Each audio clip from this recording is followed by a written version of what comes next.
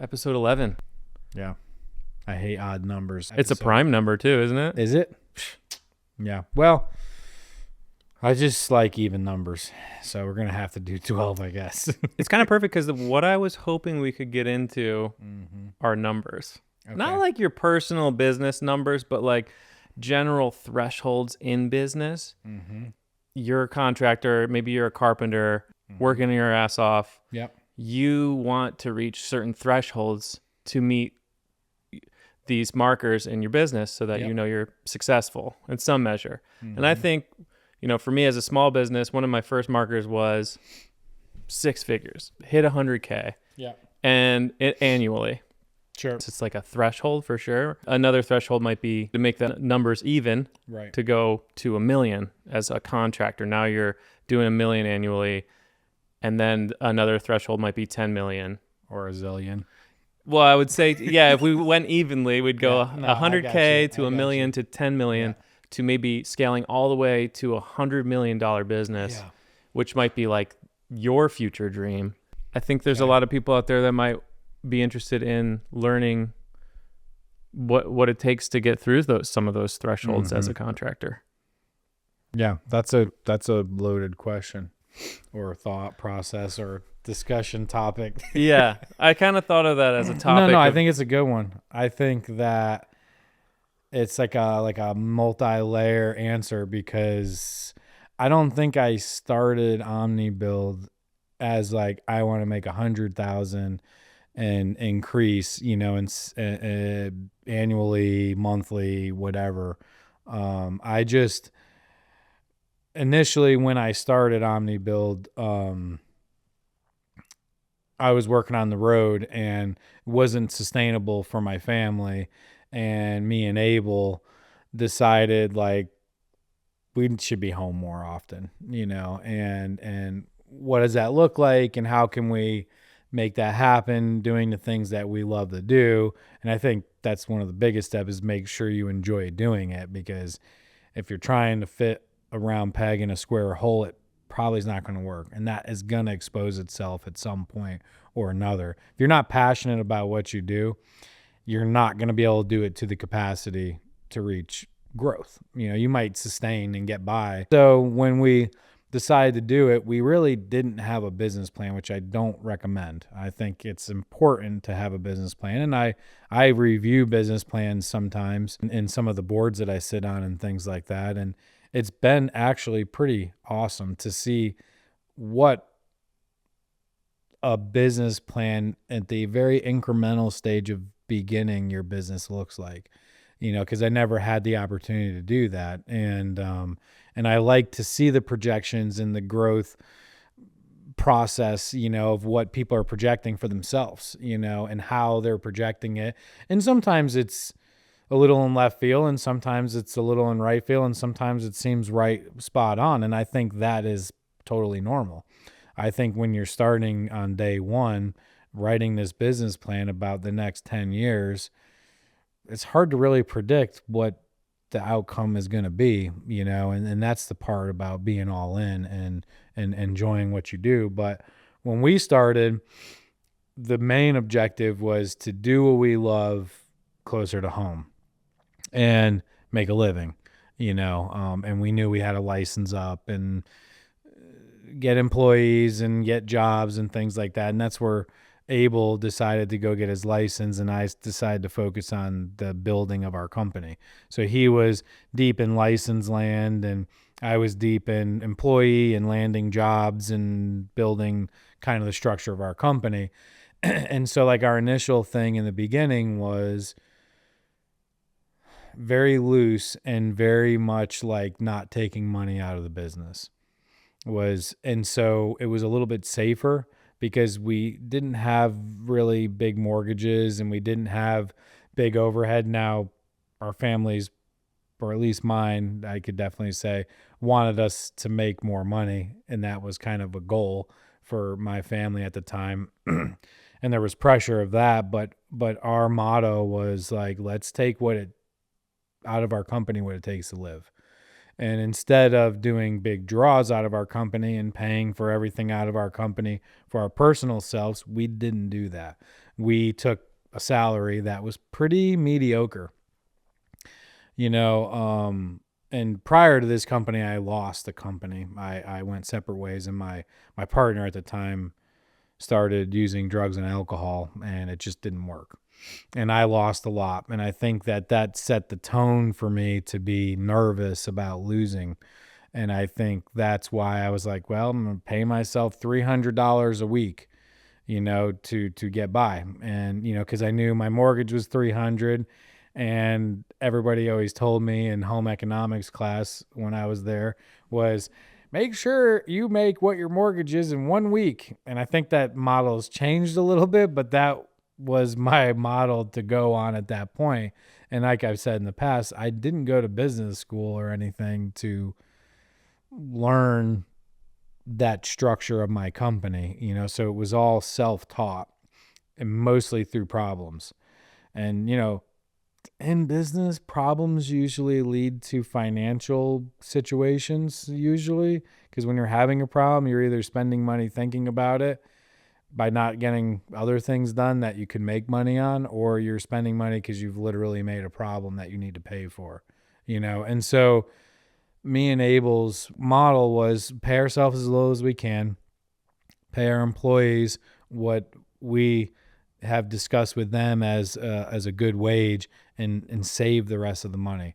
And we did that for a long time. And when I say long time, let's just start at a year. We put a percentage of our money into savings and on every job, no matter what, because it's really easy to take $100,000 deposit, which is how we did it when we first started. Was we got a deposit and then we did draws throughout the cycle of a house. And when you see your bank account, you're like, wow, I've got $160,000 in there. And you're like, this is crazy. And, it's like you sleep with your bank statement and you're like, it's still there. But, over time that dwindles down because that money is supposed to be for these components of this house you're building. You haven't earned it yet. And I'll get into that a little later of like how we kind of changed the business that has changed the way that all appears. But in the beginning, it was intense because we didn't take any extra money. And there was a good balance for me and Abel because he didn't want for a lot. And so anything that I wanted to get, I'd have to kind of ask him because we were partners. So I had to ask him. And he'd be like, you need that? I'd be like, no. And I'd have to be able to convince him that it was a good decision. And I like that process. I like the process of having somebody that was involved with my partnership that was going to push me to deciding whether or not it was a good decision to make those purchases. I know I'm a little off topic, but I'm going to pull it back in. I trust the process. Okay, good. The storytelling process. Yeah. And so, we did that for a while. So we would say, I need a new truck. No, you don't. Probably this truck's fine. Okay, you're right. We would discuss it. And so we incrementally built, and then we incrementally lost at times as well because we were having learning curves about, well, we underestimated this. We did this and we were doing set price and, it was tricky. So, it was a give and take. And I think after our first year, what we realized was in that kind of conservative model of like, don't take a lot, like let's nurture this thing. Because everybody always told me after 5 years is when you start to really see like, am I making or losing? Is this worth it? Is it not? Have I made it? Do I have a savings? And so after year one, we had to pay a tiny bit of taxes, which felt good because they say if you pay taxes, you've made money, So I know a lot of people's philosophy is how do I not pay taxes? But I've learned over the years it's kind of a part of doing business. And if you're not paying, it's not necessarily, I used to say things like, oh, if you're paying taxes, then you don't have a good accountant. But I think at some point you just have to pay taxes.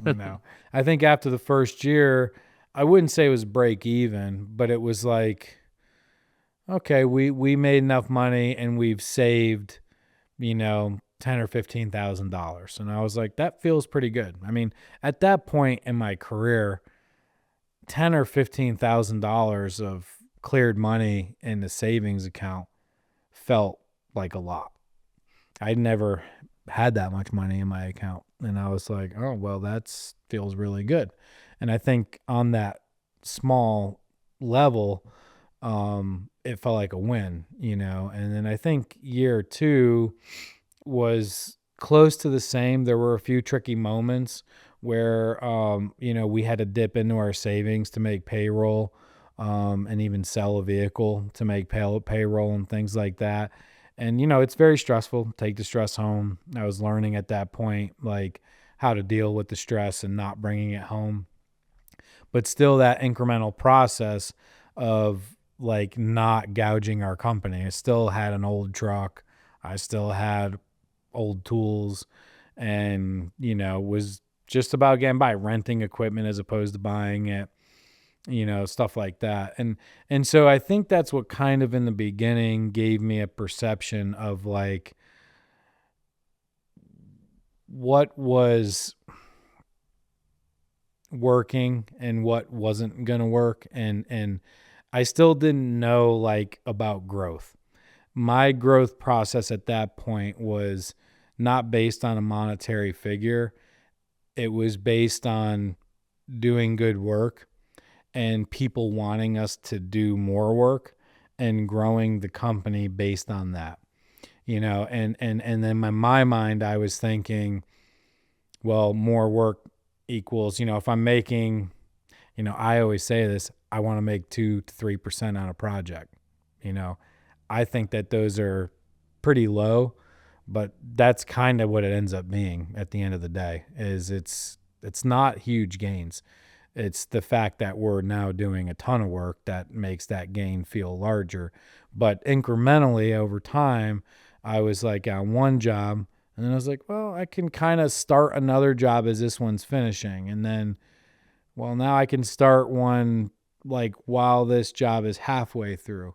And then I was starting to see that effect, and I was growing based on knowing that if my bids were good, I wasn't spending exorbitant money, and I was doing more work and finding decent people to do that work, I should, in theory, be making more money. And that's how it was for me. It was very rudimentary. It wasn't like a calculated thing. It was just making sure that when I grew, my morals weren't changing. My perception of what I needed wasn't changing. And those types of things. And it gets harder as it goes, because like you said, the first couple years, I think we did, a couple $100,000 a year of work or more, And then in the third and fourth year, I felt like it took a pretty big leap because we were doing 3 or 4 projects at a time. And it felt crazy to look at your taxes and say, we've done over $1 million worth of work. It's not like I made $1 million, but, and you hope that 1 to 3% gain is factored to that new number that you're making. And in construction, it's hard to really figure out exactly how much money you have and where you're at any given moment, because, right now we might have 30 or 40 projects going, in all different phases and all different sizes. And when you have that many projects, they're in all different stages and you don't know what you're carrying. I mean, you can look in your QuickBooks or whatever software you're using and say, well, I owe about this much to my vendors and I'm owed about this much money from people that I'm working for. And you can get a gauge of it. But until you close the door of your company, I think, and this, what I tell people, you never really know where you're at. It's a moving thing. And the way that I base my success is that, are we being honest? Are we following through with what we said we're going to do? Are we monitoring the entire job? And we monitor every single receipt and every single hour against the bid, because that's the only way that I really have a clear picture of whether or not that job is making or breaking, And then you have all the other repairs and warranty work that is just coming off the top, which I'll get into that too. But as far as the growth goes, I think one of the biggest decisions I had to make after 2 or 3 years when we went from hundreds of thousands to millions was, how much stress do I want to have on myself? And I think that growth from probably 1-ish million to 5 to 10-ish million on a year was a very big learning curve for our company. And I think that it wasn't a calculated thing of saying, we have to get to this place because I want to make X amount of money. It was based on our reputation and getting more work and being able to do that work, and I think my problem with all that happening was that I didn't think we needed to change too much as far as management goes. I thought, well, we got all these managers, we're going to be able to manage it. And I realized that we were in a position where we really needed to grow on the management side of things to cover all the decisions that had to be made and all the holding of hands of clients, through the project. Come on, let's go. I'll show you this. Look at over here. That's great. Because that's a big part of building. Mm-hmm. You want people to feel supported and that you're listening to what they want on their project. Because the last thing you want is to walk into a project and it's nothing like what you envisioned in your head. You want, and sometimes that still happens. I mean, people visualize things and it looks completely different in real life, and you do your best job of matching that, and it's still not as exactly clear enough in the end, and you have to kind of talk about reality versus dreams, but we had this intense growth spurt, which that I wasn't prepared for. And maybe if I did a business plan and had that incremental growth, I would have said, well, when I grow from 2 million to 5 million, I'm going to need 2 more people in the office to help manage that. And that was a mistake I made, and it was tough on us.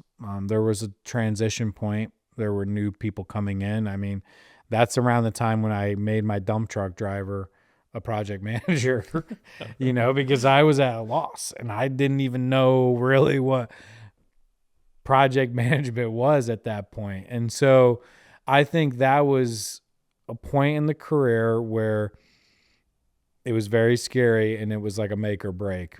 And so I think the growth from hundreds of thousands to 5 million, there is a lot of steps in there. There is a lot of steps that need to be thought about. How much do you want to grow? How are you going to manage your money? What are you going to do with it? Are you going to give it back to your employees? Are you going to put it in a savings account for a prudent reserve, which is super important? Are you going to take it for yourself and or invest it or so there's a lot of decisions.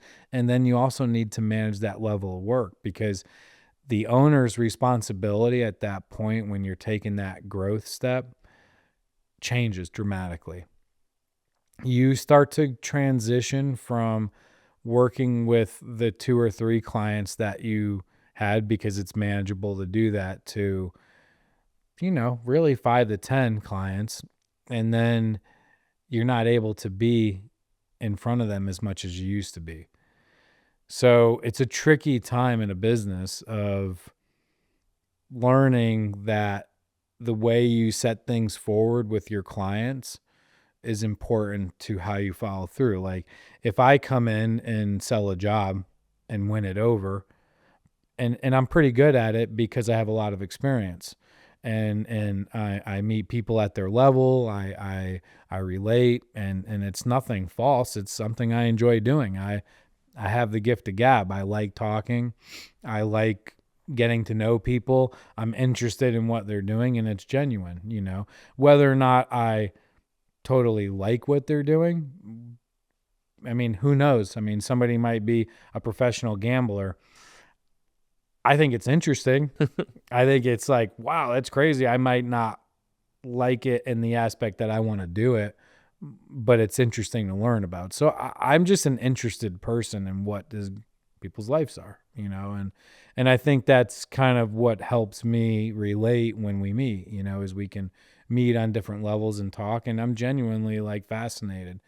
And so that part, when you take that growth, you have to be careful of, because if you're painting a picture that the owner or this person is going to be a part of it, and that's what should follow through for the majority of the project, because and so I hope that makes sense. Like, I think it's a really important piece that when you're taking that growth is how are you going to manage it? Because you, as the owner, can't do it all anymore. You have to move into a part of oversight of the whole company, and then have these people underneath you that do that interface, that follow through with the projects and trust what you're doing, and have enough time to teach them and build a system for that to work. And so with growth projection, I think thinking about taking those steps and setting goals is more about, for me, deciding that that's what you want to do. Number one, if you want to do 2-3 people working with you and do that 100 to 500,000 a year, and you're good with that, then stay in that lane. If you know you want to grow, just be really honest and save your money and be planning outside of this small process you're in of how you're going to handle that growth, and then let the honesty of your work let your company grow naturally. I think if you start putting pressure on yourself to say, I have to grow 10, 20, 30, 40% a year, you're going to maybe be shortchanging jobs because you're more focused on getting another client because you need to hit your growth mark.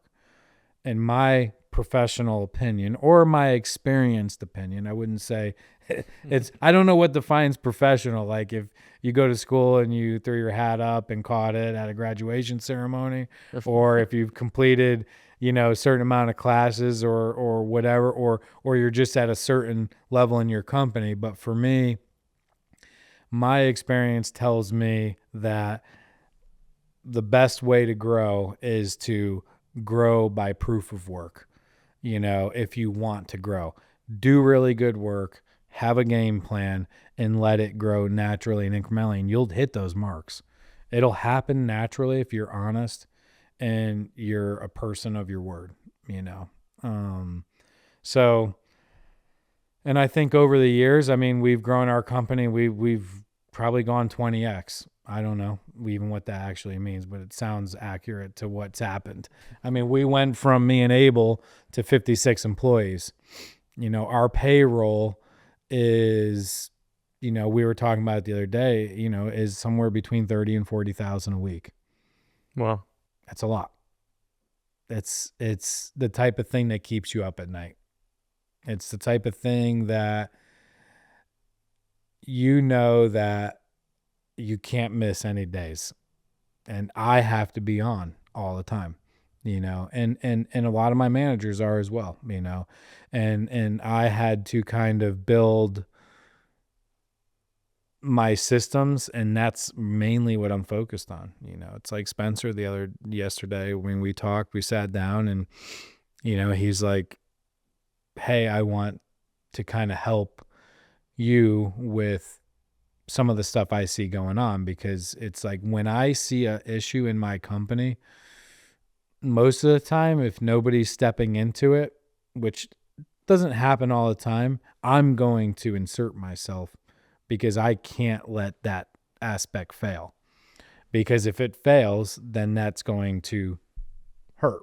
And I have to, I don't want to hurt anymore. I want to feel as good as I can at all times, and, so with, Spencer came up and he said, man, I really see that you've got too much going on and we're missing a step here. I want to help and step up. That's a huge deal. For me, that's like a proud parenting moment of like, wow, I've got such a good team around me that they're not thinking about going out on Friday night, that they want to be a part of this, to the point where they see me struggling on something, they're going to step up and help me with it, you know? And for me, I mean, that's the beauty, you know, and I think that's the ultimate goal, you know, is I don't want to work around a bunch of clock punchers. I want to work around people that want to be here, that enjoy it, that are in it to help and win and do good work, you know. And I try to put my extra money back into the company. And it's been tough. And, you know, I talked about saving, and I can't emphasize enough on that. For years, I didn't have any major issues that I had to dip into my savings. It was kind of like, it wasn't like peaches and cream and I'm, you know, making tons of money and buying Rolexes and crap like that. It was like I'm making 3 to 5. I mean, I was making for the first, I think 5 years of my company, I made less than a bunch of my employees. I was more interested in the long-term growth than I was a short-term return. And I saved and saved and saved, and then COVID hit. And my savings evaporated, is gone. And that was a very hard thing, you know, and a lot of it was because I wanted to still do the things for, you know, my employees and not change the model of the company very much. I wanted to give bonuses where I said I would, you know, even though it was putting a strain on my company. And I learned a valuable lesson that I have to be careful what I say, because in the beginning of a job, when you sign a $5 million contract, it's like, holy crap. I've signed lots of $200,000 and $500,000 contracts, and that felt pretty good. But a $5 million, like, dude, we're all going to Disneyland. Like, I got Super Bowl rings are getting divvied out. Like, I am like, you know, I'm ordering 2 milkshakes tonight. Even if I don't drink it, I'm just gonna be like, hell yeah. But you know, the truth of the matter is you still got to earn that money, and you don't know what percent of that money you're going to make until you finish it, and you don't get liquidated damages, and you don't, you know, you get your retainage back and things like that. And so it's tricky. And I learned a really valuable lesson to keep my excitement at bay until I've actually earned what it is I'm fighting for and working for. You know, and COVID was brutal, man, for me. And I couldn't have a certain amount of people on a job site.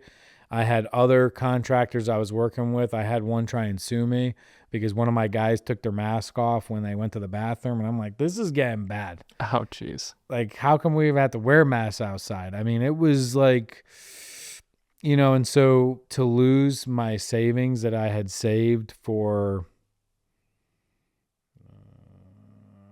5-6 years in the matter of a year was brutal. And I was devastated, you know, and I still haven't completely rebound from that.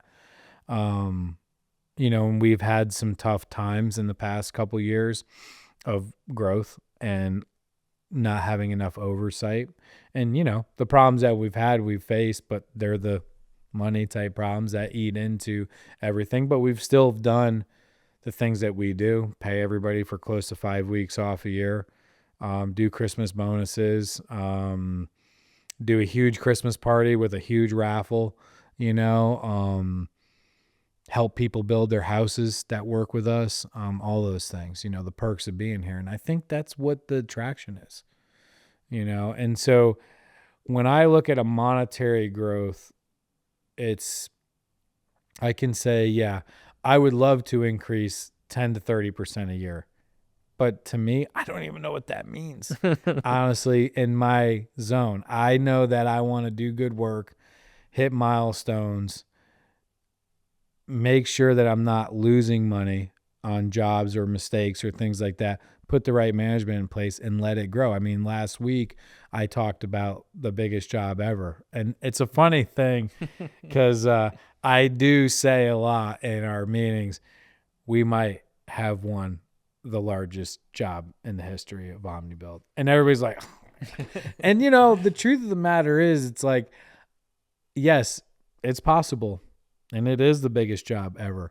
And everybody's curious of what it is. And like, I just can't talk about it yet. Maybe I shouldn't talk about it. I don't even know who's watching this, so, it's definitely led to a lot of questions and interrogations. But the truth of the matter is I've learned in the trades that if I get discouraged on a bid process or the process of landing a job, then it shows in my energy or expression or how much excitement I'm putting into that process of getting a job. And I've got to make myself believe that I've got this job.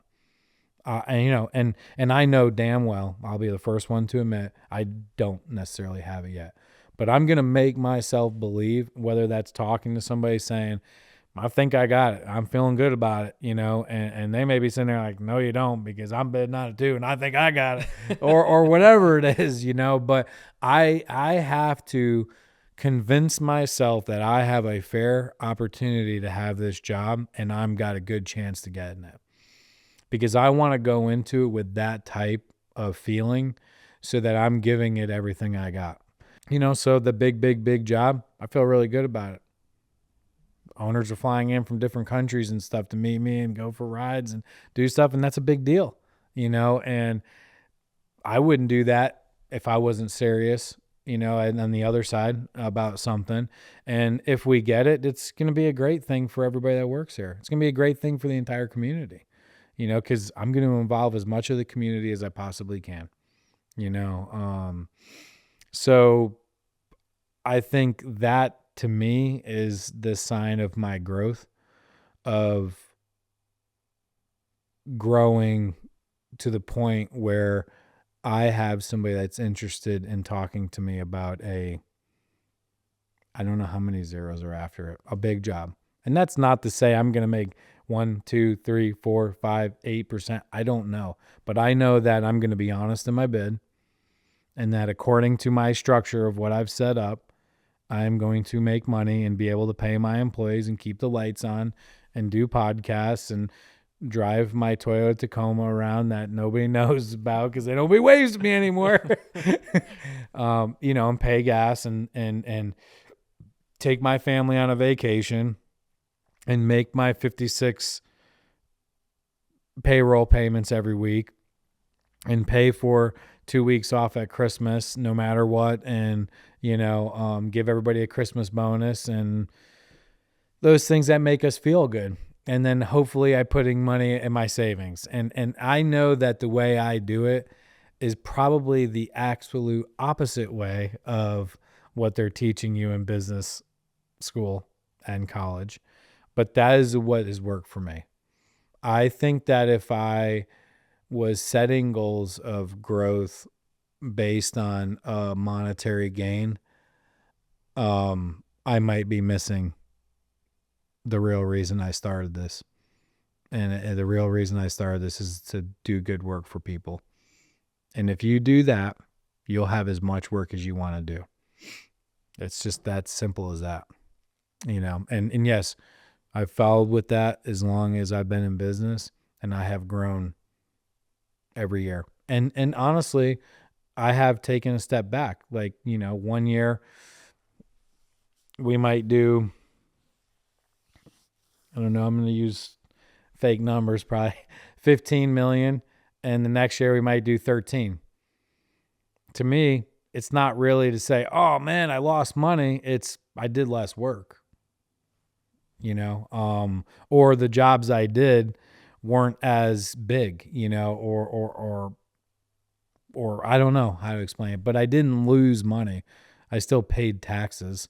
I might have had 48 employees as opposed to 52 or whatever the math was. But for me, I just want to build a system and a business that people want to work with and that's honest and trustworthy. And I don't want to come back and say, oh, sorry, I forgot to add surveying into the bid, so you're going to have to pay more. I don't want to do that. That stuff gets around. That's the stuff that people say, I don't want to work with that person anymore because they are charging me for the things that they should have thought about in the beginning. I want to be a full stop shop of like, yep, and I want to be friends at the end of the job. That's my goal. I say it all the time, and I mean it. You know, it's like you can't go to Food Line without seeing somebody you've worked with. It's impossible, or whatever. You know, I don't go to the farmer's market anymore because it's like too much for me. I think the farmer's market's great. Don't get me wrong. It is an amazing place to meet people and buy things and support local business and, you know, do all that stuff. But like, I don't have enough saliva to handle that many conversations. Be a great place to tell people about the podcast, though. Like, hey, if you want to hear about that, check out episode 11. Yeah. And maybe I'll go this weekend. No. But yeah, I mean, I don't know. Does that kind of... Yeah. No, it's a great answer. You know, I think I led into it thinking we would talk about the numbers and in this transactional business mindset of like, you have to reach these milestone numbers to hit these margins of success that we have built up in our mind, probably from society or business school or what we think is cool from influencers or whatever we're watching. Yeah, that's influencing us as business owners. But what I'm taking away from this is that it starts with the person who's starting the business or the people, and you have to have that the mindset and the heart set and like the actual passion for what you do to sustain growth.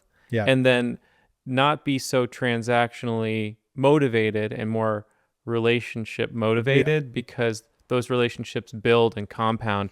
You get references, you get proof of work, and then now you're every year sort of compounds into some level of growth. And even though you dip in the numbers in some years or you have losses, you're still showing up, you're still loving what you do, and you're building a team around you as you grow that also does. Yeah.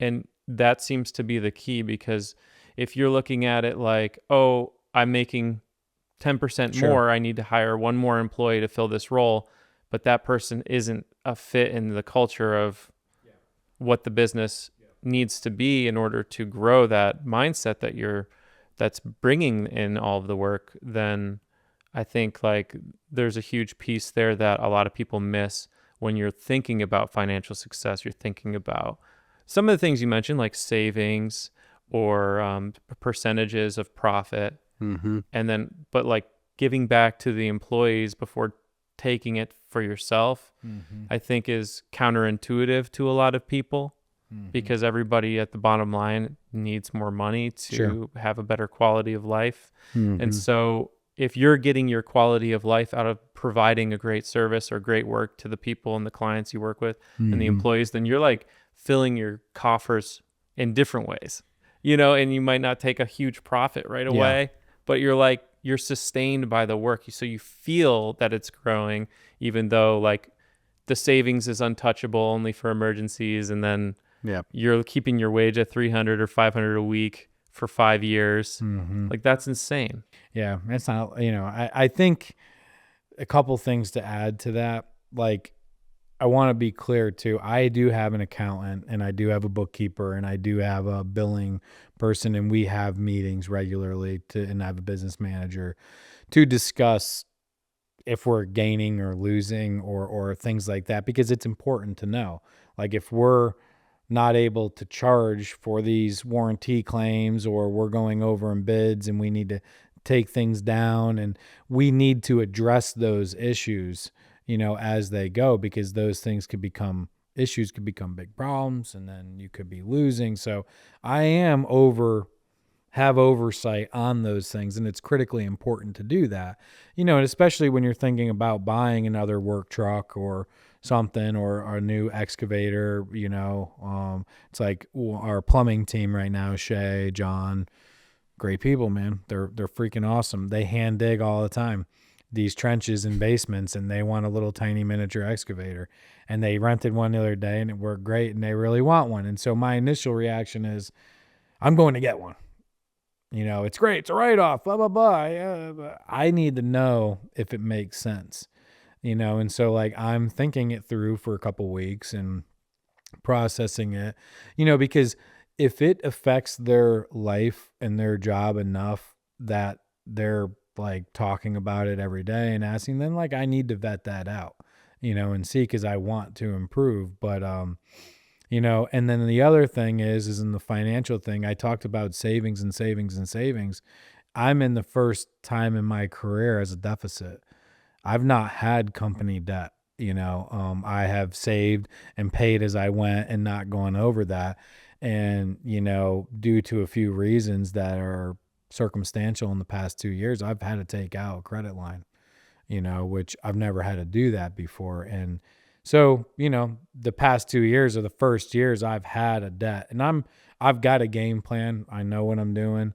I've really thought it through. I've worked with my financial people on it, and it feels okay. It sucks. I mean, it doesn't feel okay. It is what it is. It feels okay because I have a plan. So I think that, what I take that as is like, what did I do wrong that I have this problem?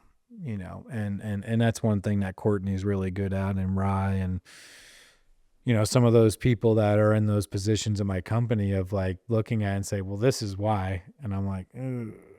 And a lot of it leads back to me, of like saying, well, you can not pay just yet, or we don't need this in place or that. And it bit me in the butt, and, it's okay, and it's going to be okay. I've learned that, I need better foresight into some of those things. Sometimes I move so fast, that it just is what it is. But, it's like I'm paying interest on a loan that is, going to be taken care of soon.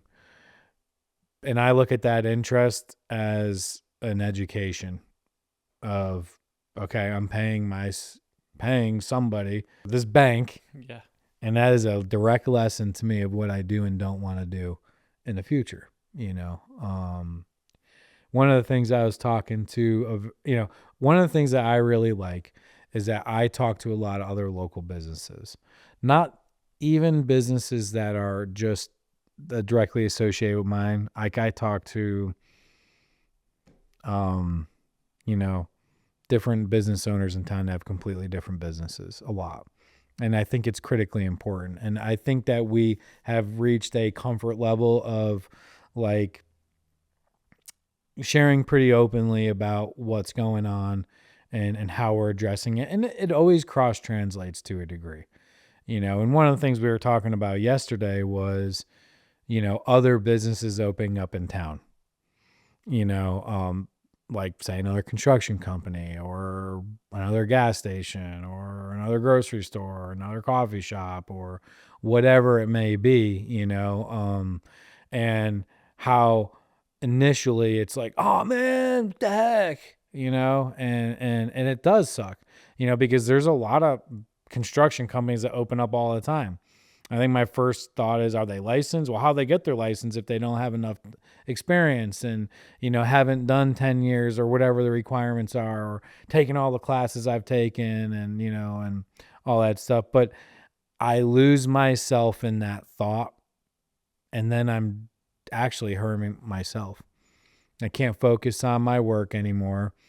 I'm trying to control something that's outside of my control. I'm not really trying to control, but it's owning space in my head. And I told this person I was talking to yesterday, I was like, the only thing that I have control over is what I'm doing. And the only thing I can do is make my company better.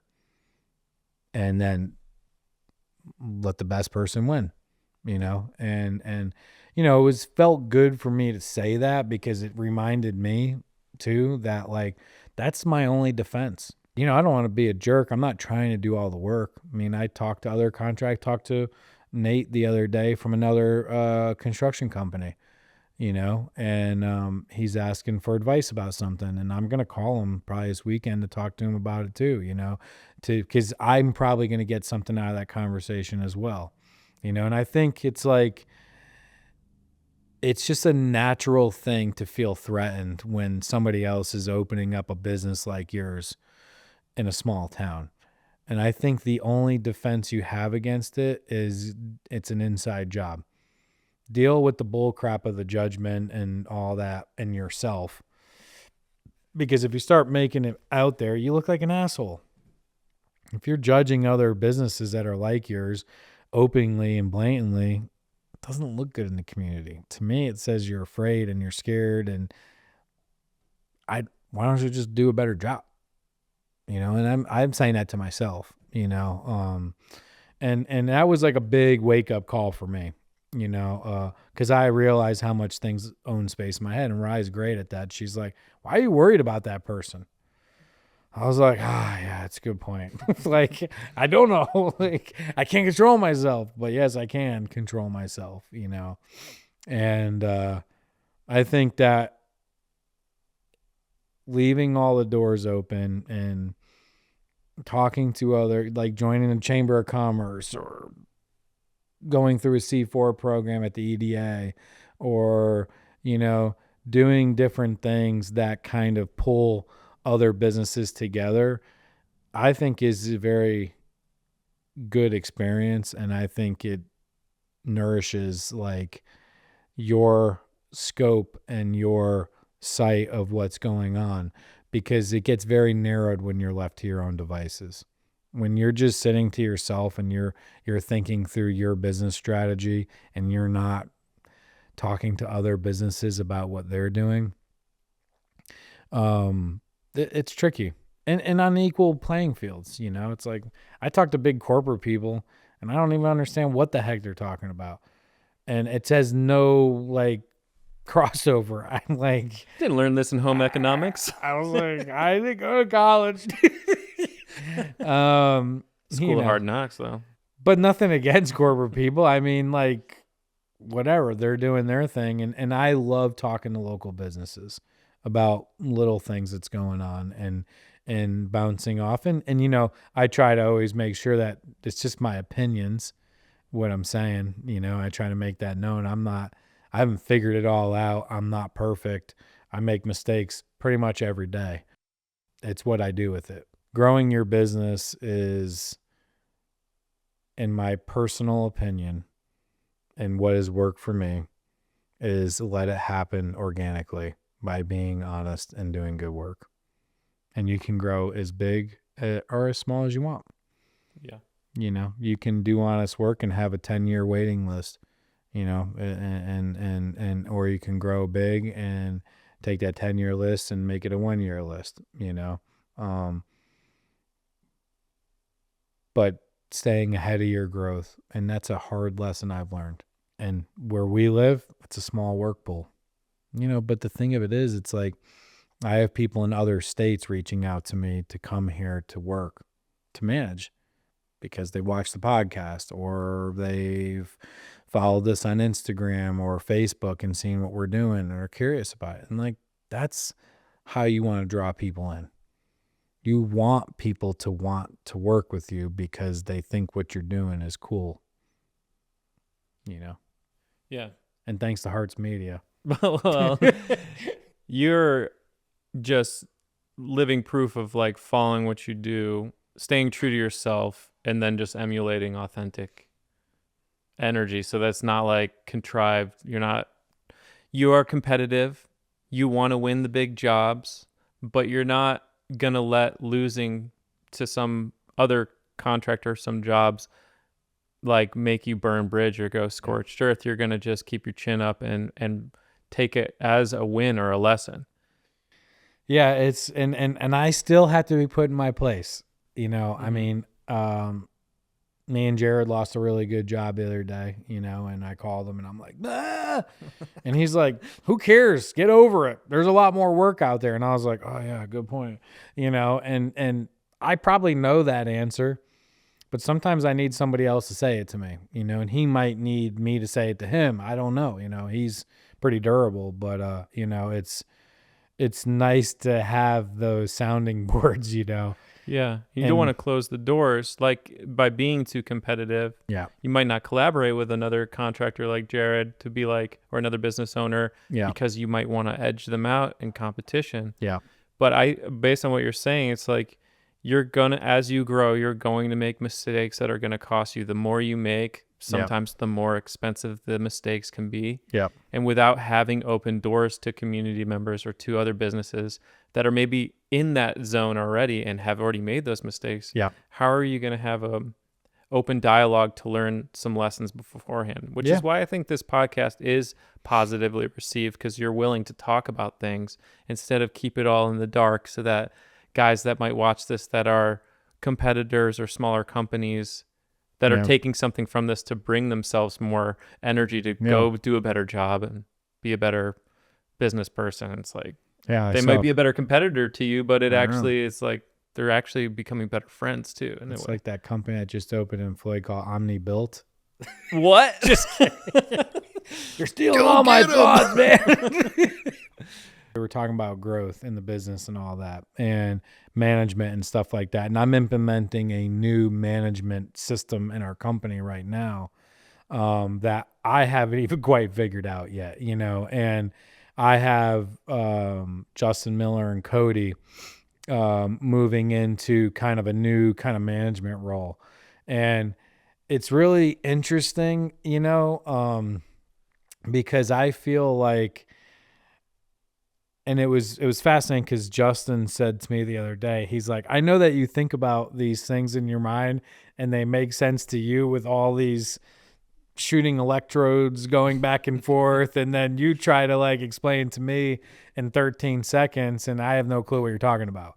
And I was like, oh, good point. And Miller is our oldest employee, not age-wise, but longest been here now and working with us, and he has become one of the best builders that I know, and he's very talented, and he's got good oversight. And it's interesting because I'm shifting positions with him now, and I haven't done the best job of like completely describing his position, because I'm like, you should know what I'm saying and go do it.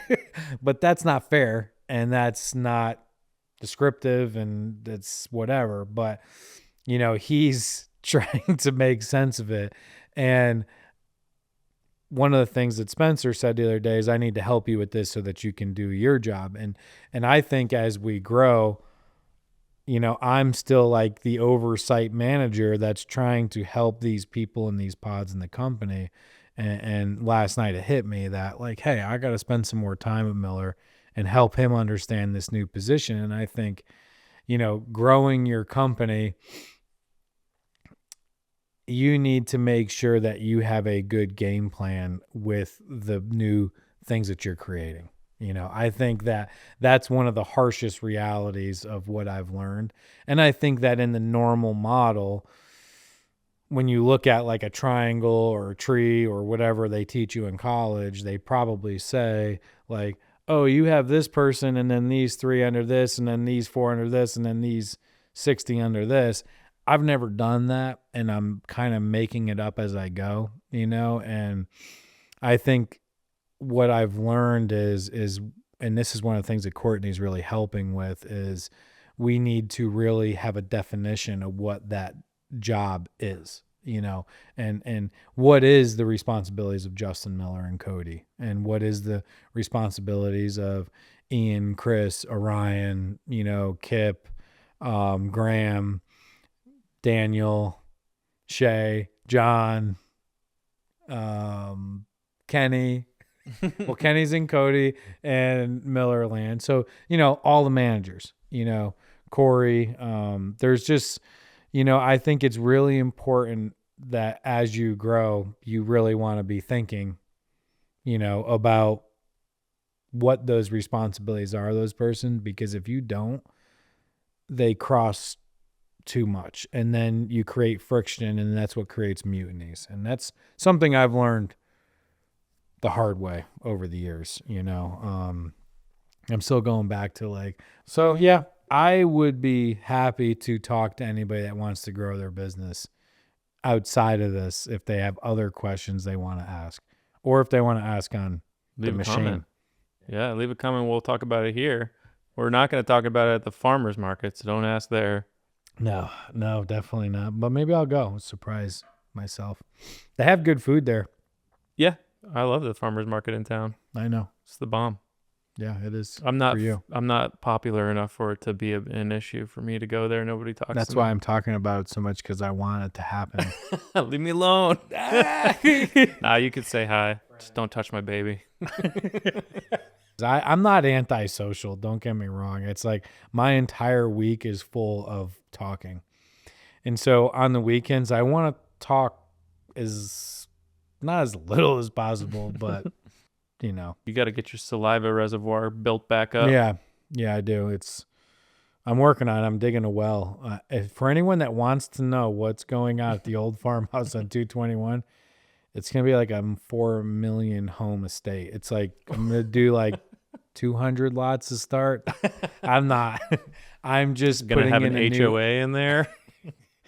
It's going to be a NORAD command station. I'm just putting in a new entrance. It just looks a lot right now, but it'll look better. Trust me. And it'll be more safer for my family. So to get in and out of there, but we're pretty excited about it. Nice. Yeah, it's looking like a demolition zone over there. Yeah, it's stressing me out. But trust the process. Trust the process. It works. It's an inside job. I wanted to shout out the hoodie you're wearing real quick, because we were talking about competition and community members. I forgot to put tape over it. No, I kind of wore it on purpose. Oh, yeah. Yeah. Johnny Reinhardt, Home Improvements. It's a good friend of mine. Been friends for a long time. We trudged the road of happy destiny together and still are.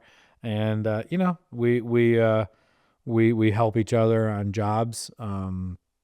He helped me pull off Floyd Fest. I've helped him on different things over the years, and it's been a good relationship, and I like supporting other local businesses. I mean, it's critically important, I think, in a small area and even in a big area. Mm-hmm. I think the big urban areas, they really don't do it as much. And I think it's probably more important there because they've lost a sense of community, But yeah, I don't know. The weather's getting nicer. Sure is. We're cranking away. We've got foundations going in and framings happening, and houses getting cleaned, ready to get photographed. Yep, we got some houses getting cleaned. We did one in Roanoke that we're been on for a very long time, and we're wrapping it up, and we're excited to shoot that and get that into our portfolio. It's a very modern home. It's like nothing else we've built before. Mm-hmm. Very complex. So I think it's going to be a good year. I feel good about our team. I feel good about the communication. We're heavily working on scheduling now, because we realize when you add 40 projects to a schedule, you need to schedule. Oh, yeah. You need to make sure that you have a game plan for all that. I'm meeting people outside of our work area to discuss big projects, which is exciting, and doing some oversight management, from afar. I think those things are good. I think it's going to be a good year. And I keep getting all these offers to buy Omnibuild. Oh, AI offers? AI offers. Oh, my God. And it's interesting. I think they're AI. At least they're partially AI. And they're like, we would like to buy your business and blah, blah, blah. And it's interesting because I'm immediately like, hell no. And then I'm like, well, is it worth something? Like, I don't know. What the heck?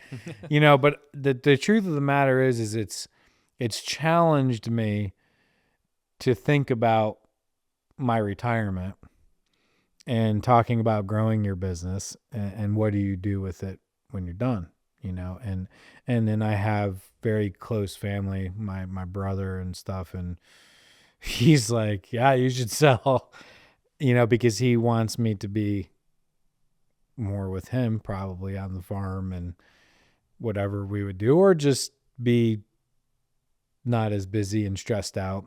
And the truth of the matter is he just cares and loves me a lot and wants to see me a healthy version of myself. And I don't think I'm unhealthy, but I could be less stressed. And I think what it is it's challenged me to thinking about, how do I retire? What do I do in my retirement? How do I deal with Omnibuild? Am I selling it? Is it for sale? All those things.